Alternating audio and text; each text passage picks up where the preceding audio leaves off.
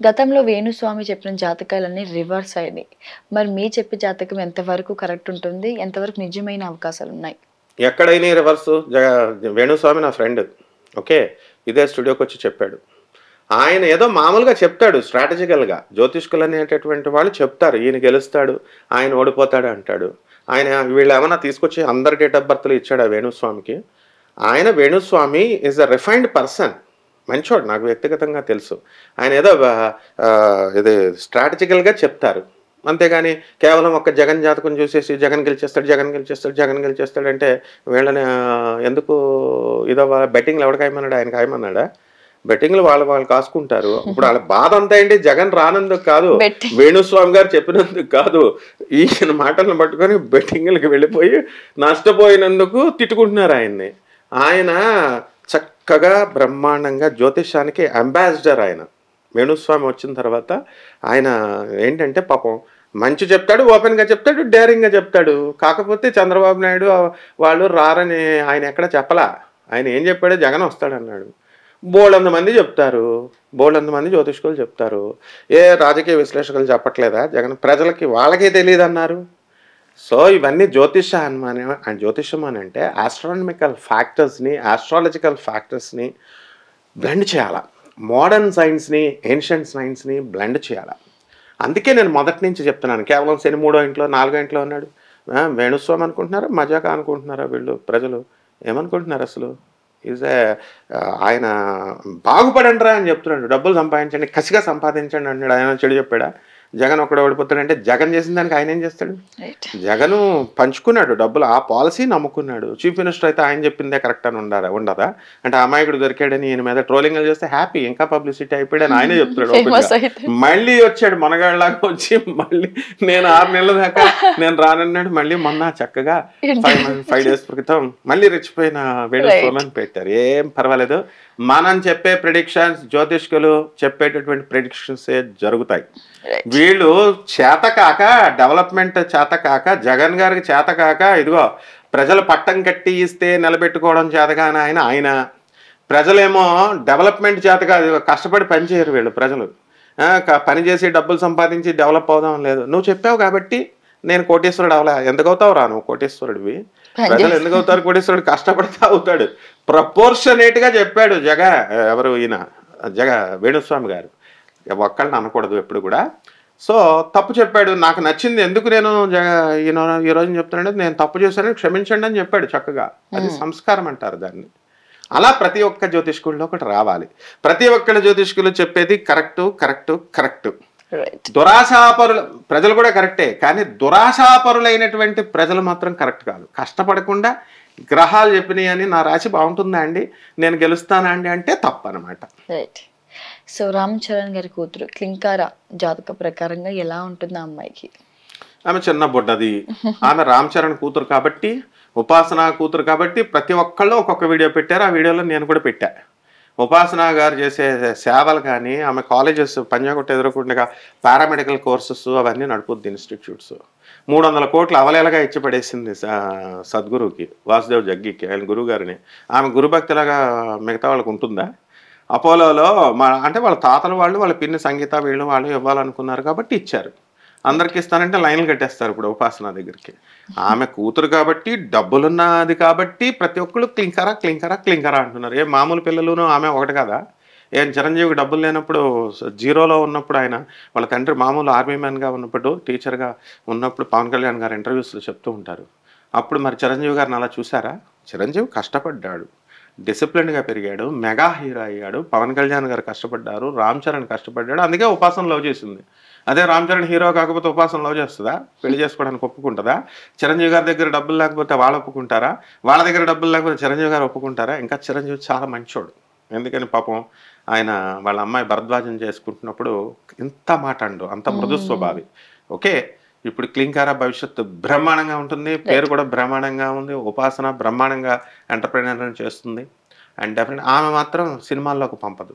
అది నేను ఇప్పుడే చెప్తున్నాను. ఆమె భవిష్యత్తు కమానని జ్యోతిష్కుడు చెప్పలేడు. ఉపాసన మెంటాలిటీ నాకు తెలుసు కాబట్టి చెప్తున్నా. ఆమె ఈ ఫీల్డ్లోకి పంపదు, సినిమా ఫీల్డ్లోకి. మెగాస్టార్ కూతురైనా సరే ఆమె ఎంతసేపు ఇండస్ట్రియలిస్ట్గా, ఎంటర్ప్రైనర్గా ఎదిగేలాగా చేస్తుంది. నాగ చైతన్య సమంత జాతకం కుదరకనే వాళ్ళు విడిపోయారా? అదే చెప్తున్నా కదా, సమంత నాగ చైతన్య విడిపోవడానికి కారణము ఏ పర్సనల్ ఇష్యూస్ లేవు. ఇద్దరికి ఇండివిజువాలిటీలు ఎక్కువైపోయినాయి. సమంత ఈజ్ మోర్ దాన్ని ఏమంటారంటే, కొంతమంది ఆడపిల్లలు ఎలా ఉంటారంటే కెరీర్కే ఎక్కువ ప్రాధాన్యత ఇస్తారు. కెరీర్కి ప్రాధాన్యత ఇచ్చినప్పుడు నాగ చైతన్య కూడా అంతే. ఆమె ఏదో కారణాలు ఎవరికి తెలియదు కానీ చెప్తూ ఉంటారు. సో కారణాలు కూడా మనం అమల గారు చెప్పేదాకా మనం కూడా చెప్పకూడదు, ఎందుకంటే అమల గారు మన ఫ్రెండ్ కాబట్టి. సమంత వాళ్ళిద్దరు విడిపోవడానికి ఏ విధమైనటువంటి పర్సనల్ ఇష్యూస్ లేవు, ఏ విధమైన ఎలిగేషన్స్ అతని పైన కానీ ఈమె మీద కానీ లేవు. ఓన్లీ వన్ థింగ్ ఏంటంటే కెరీర్ ఓరియంటెడ్ పర్సన్ ఆమె. ఆ కెరీర్ పరంగా ఎదగాలి అనేటటువంటి విషయాల్లో ఆమె కొంచెం తొందరపడి స్టెప్ తీసుకొని ఆమె తనే స్టెప్పే కరెక్ట్ అనుకొని పెద్దవాళ్ళు వాళ్ళ అమ్మగారు వాళ్ళు డిసైడ్ చేసుకొని విడిపోయారు. అంతకు మించి ఏం కాదు. సమంతకి మరి మళ్ళీ పెళ్లి యోగం ఉందంటారా? ఎందుకు చేసుకోకూడదు? ఆ మనిషి కాదా, చేసుకో ఉంటుంది, తప్పే ఉంది. ఇప్పుడు మ్యారేజ్ ఇప్పుడు అలాగే ఉండిపోమని ఎలా చెప్తారు వీళ్ళు ప్రజలు? ఆమె చేసుకుంటుంది, అవసరమైనప్పుడు చేసుకుంటుంది. మొదటి నుంచి కూడా చెప్తున్నాను కదా, కెరీర్ ఓరియంటెడ్ పర్సన్ తను. కాబట్టి ఆ కెరీర్ వచ్చేదాకా వెయిట్ చేయాల్సిందే, అప్పుడు చేసుకుంటుంది ఆమె. గురుగారు, బాలకృష్ణ గారి జాతకం ప్రకారంగా ఆయన మంత్రి అయ్యే అవకాశాలు కనిపిస్తున్నాయా? ఆయన మంత్రి ఏంటమ్మా, ఆయనే చీఫ్ మినిస్టర్, వాళ్ళ బియ్యంకడే చీఫ్ మినిస్టర్, ఆ పార్టీయే బాలకృష్ణది. కాబట్టి చంద్రబాబు నాయుడు గారు పేరుకే చీఫ్ మినిస్టర్. ఆయన ఏమన్నా బాలకృష్ణ గారు చెప్పిన దానికి కాదంటారా, లేకపోతే బాలయ్య బాబు చెప్పిన దానికి చంద్రబాబు కాదంటాడా? సో అధికార యోగాలు పుష్కలంగా ఉన్నాయి బాలయ్య బాబుకి. ఆల్రెడీ ఎమ్మెల్యే అవడం కూడా అధికార యోగమే. ఆయన మళ్ళీ మళ్ళీ మళ్ళీ అన్నిసార్లు గెలవడమే పెద్ద అధికార యోగం. కాబట్టి ఆయన ఇప్పుడు మంత్రి కిందే లెక్కచ్చి he's the chief minister of Andhra Pradesh. Right. Nagababu గారు రాజకీయాల్లో రాణించలేకపోవడానికి గల కారణం ఏంటి? ఆయన ఏం రాజకీయాల్లో రాణించలేకపోవడం కాదు, ఆయనకి ఇంట్రెస్ట్ లేక వెళ్ళలేదు ఆయన. ఎందుకంటే ఫ్యామిలీ ప్యాకేజ్ ఇది ఏమైనా వెళ్ళిపోవడానికి రాజకీయాలకి. ఆయన చిరంజీవి గారు వెళ్ళారు చాలు, పవన్ కళ్యాణ్ గారు వెళ్ళారు, సినిమాల్లో సరదాగా ఆయన చేసుకుంటున్నారు. శుక్రుడు డామినేషన్ ఉంది, మంచి పేరు తెచ్చుకున్నాడు, మంచి ఫ్యామిలీ బాగా ఉన్నది. అందరూ రాజకీయాలకు ఇప్పుడు అలా రావాలనుకుంటే నాగార్జున గారు, ఇప్పుడు ఈయన అక్కినేని నాగేశ్వరరావు గారు, రామారావు గారు ఆ టైంలో డిప్యూటీ సీఎం ఇచ్చేద్దరు, లేకపోతే హోమ్ మినిస్టర్ ఇచ్చేద్దరు. ఎందుకు వెళ్ళలేదు నాగేశ్వరరావు గారు? రాజకీయాలు ఇంట్రెస్ట్ లేదు ఆయనకి. అదే టైంలో ఇప్పుడు మన నాగార్జున గారు రావచ్చుగా, ఇప్పుడు రావాలనుకుంటే క్షణాల్లో రావచ్చు. మహేష్ బాబు రావచ్చుగా, రారు వాళ్ళు. అంటే మనకి రాజకీయాలకి అందరికీ ఇంట్రెస్ట్ ఉండదు. ఇట్స్ అ డర్టీ పాలిటిక్స్ అది. అది వాళ్ళు సినిమా యాక్టర్లైనా రారాజులే, వాళ్ళు హీరోలు ప్రజా బలంతో ఉన్నారు, వాళ్ళని దేవుళ్లాగా చూస్తారు ప్రజలు. కాబట్టి ఇదే వాళ్ళకి రాజ్యోగం. కాబట్టి వాళ్ళకి ఏం అవసరం లేదు కాబట్టి రాలేదు అంతే. నాగేంద్రబాబు గారు రాణించకపోవడం కాదు, రావాలనుకుంటే వస్తాడు, రాణిస్తాడు. ఇప్పుడు వాళ్ళ తమ్ముడు డిప్యూటీ సీఎం అయితే ఆయన కాదా? వాళ్ళ అన్న కీలక పాత్రలు ఇస్తున్నారు, ఆయన కూడా త్వరలో కీలక పాత్రలు ఇస్తారు. చైనా అయినా ఏదో ఒకటి చేయి అంటారు, తప్పేం లేదు, బ్రహ్మాండంగా చేస్తారు నాగబాబు గారు. రైట్.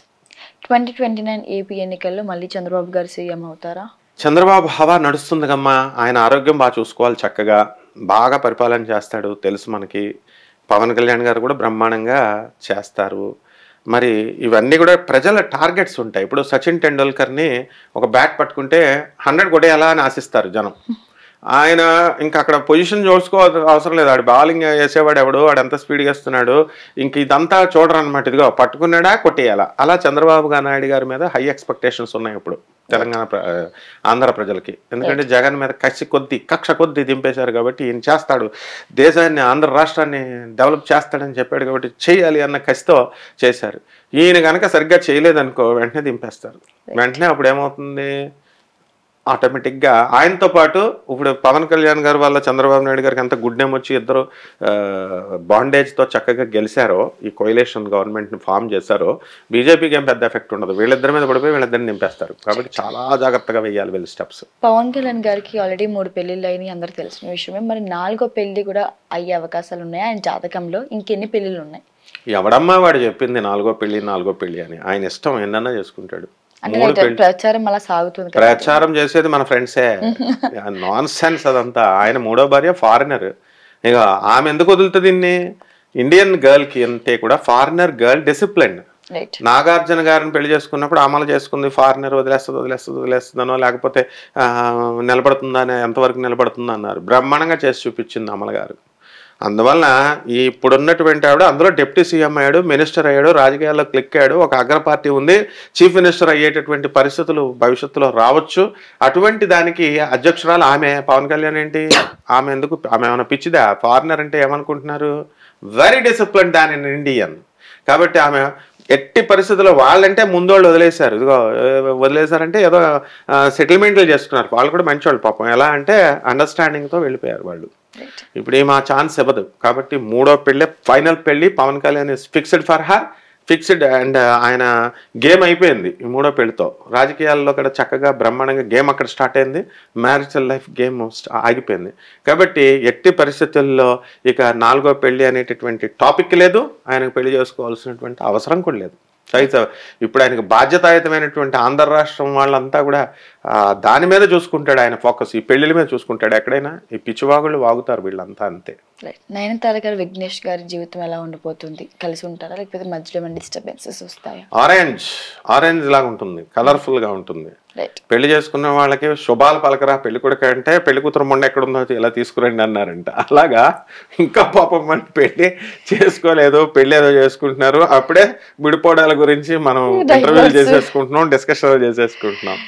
నయనతార లేడీ అమితాబ్ బచ్చన్ అంతే, బ్రహ్మాండంగా ఉంటుంది వాళ్ళ పెళ్లి. సూపర్ స్టార్గా వెలిగిపోతున్నామే. మరి చక్కగా వాళ్ళ కళ్యాణం బ్రహ్మాండంగా ఉంటుంది. పిల్లలు వద్దంటే పుడతారు కూడా ఇంకా. కాబట్టి ఏమీ ప్రాబ్లం, ఆల్రెడీ ఉన్నారు. అదే ఆ పిల్లల్ని కూడా సర్గవసి అని ఇదని అదని ఏదేదో చెప్తారు. అవేమి కాదు. ఆమె కూడా మనలాంటి మనిషి. ముందు మానవత్వం చూసి ఆమెకు రెస్పెక్ట్ ఇవ్వాలి మనం. Their family life will be wonderful and colourful life ఉంటుంది. ఆరెంజ్ లాగా ఉంటుంది. మార్వాడీస్ చెప్తారు ఆరెంజ్ అంటే మంచి బ్రహ్మాండంగా ఉండేదాన్ని ఆరెంజ్ లా ఉంది అంటారట. అది టీమిండియా మళ్ళీ ఎప్పుడు వస్తే ప్రపంచ కప్ కొట్టే అవకాశం ఉంటుంది? ఇంకేం ప్రపంచం కప్పు. ఇప్పుడు కపిల్ దేవ్ వచ్చినప్పుడు is a multi talented person. Dhoni multi talented person. అక్కడ టీం వర్క్ ఉంది, టీంలో అంతా కొట్టుకోకుండా ఉన్నారు, మ్యాచ్ ఫిక్సింగ్ లేవు, ఒక ఎథిక్స్ ఉన్నాయి. ఇలా చేసుకుంటూ వచ్చారు. మరి ఆ ప్రపంచ కప్పు ఛాన్సులు పోగొట్టుకున్నప్పుడు అదంతా దైవాధీనాలు అంటారు. ఈ యొక్క కప్పులు కొట్టడాలు, జయాపజయాలు ఇవన్నీ కూడా దైవాధీనాలు. సో లెటస్ హోప్ మనకి వాళ్ళు కూడా కొట్టాలని అనుకుంటాం. కానీ ఆ ప్రపంచ కప్పు కొట్టే ముందు వీళ్ళ ఏం ఆలోచించాలంటే, కపిల్ దేవ్ దగ్గర అంత లీడర్షిప్ క్వాలిటీస్ నేర్చుకోవాలా, ఆ కపిల్ దేవ్ టీంలో ఉన్నటువంటి ఐక్యత తెచ్చుకోవాలా, టీం వర్క్. అలాగే మన ధోని ఉన్నప్పుడు ఉన్నటువంటి ఐక్యత నేర్చుకోవాలా, ఆ మెలకువలు నేర్చుకోవాలని సీనియర్స్ని గౌరవించి వీళ్ళు ఆ సీనియర్ ద్రావిడ్ దగ్గర వీళ్ళ దగ్గర వాళ్ళ దగ్గర అంతా నేర్చుకుని ఉంటే అప్పుడు మనం కప్పు కొట్టుకొస్తాం. లేకపోతే వదిలేసి వచ్చేయడమే, అంతే. బండి సంజయ్ గారి భవిష్యత్తులో ఉన్నత స్థాయికి చేరుతాడా? ఎలా ఉండబోతుంది ఆయన జాతకం ప్రకారంగా? చేరిపోయాడుగా, ఆల్రెడీ వచ్చేసిందిగా ఆయనకి. బండి సంజయ్ గారికి ఎందుకు ఇవ్వలే? మినిస్టర్ పదవే, సెంట్రల్ మినిస్టర్ పదవే ఇచ్చారు. ఇంకా అంతకంటే ఇంకా డెవలప్మెంట్ ఏం కావాలా? ఒక్క మనిషి ఒక్కసారి ఒక్క లైఫ్లో ఒక ఎమ్మెల్యే అయితే చాలు అనుకుంటాడు, ఒక ఎమ్మెల్సీ అయితే చాలు అనుకుంటాడు. ఆ తర్వాత చక్కగా ఛాన్స్ దొరికితే ఎంపీ అవ్వాలనుకుంటాడు, అంతకంటే ఛాన్స్ దొరికితే మినిస్టర్ అవ్వాలనుకుంటాడు. డైరెక్ట్ వైకుంఠపాలిలో పైకి వెళ్ళిపోయినట్టు ఆయన సెంట్రల్ మినిస్టర్ అయిపోయాడు. మరి ఇంకా అటువంటిప్పుడు ఇంకేం కావాలి ఆయనకి?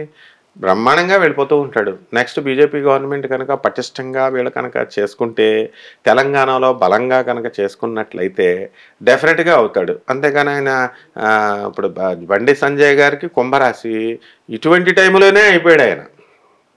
కుంభరాశిలోనే ఏలినాటి జరుగుతున్నప్పుడే మినిస్టర్ అయినప్పుడు, తర్వాత అవడానికి గ్యారంటీ ఏమిటి? We should be optimistic always.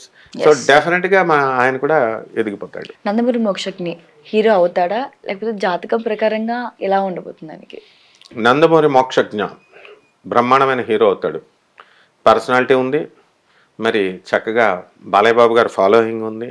సరైన టైం చూసుకుంటున్నారు వాళ్ళు రావడానికి. ఇంకా గ్రాండ్ ఎంట్రీ ఇవ్వాలి, గ్రాండ్ ఫినాలే అని చెప్పేసి వీళ్ళు చూస్తుంటారు కదా ఎంట్రీల కోసం. అందువల్ల డెఫినెట్గా నందమూరి మోక్షజ్ఞ బ్రహ్మాండమైనటువంటి హీరో అవుతాడు.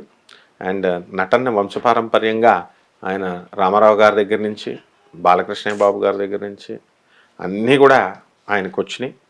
అలాగే భువనేశ్వర్లో చూస్తేనే తెలిసిపోద్ది మనకి. అక్కడ వాళ్ళ పిల్లలు ఇద్దరు కూడా మొన్న ఎలక్షన్ క్యాంపెయినింగ్ చేసినప్పుడు ఆ డేర్ అండ్ డాషింగ్నెస్, ఆ చెప్పే విధానము అదంతా. కాకపోతే కొంచెం మొహమాట వస్తాడు మోక్షజ్ఞ. బట్ దీంట్లో ఈ రాజకీయాల కంటే కూడా ఈ యొక్క సినిమా రంగంలో బ్రహ్మాండంగా క్లిక్ అవుతాడు Mokshagna. Thank you sir. Thank you sir. Thank you అమ్మా.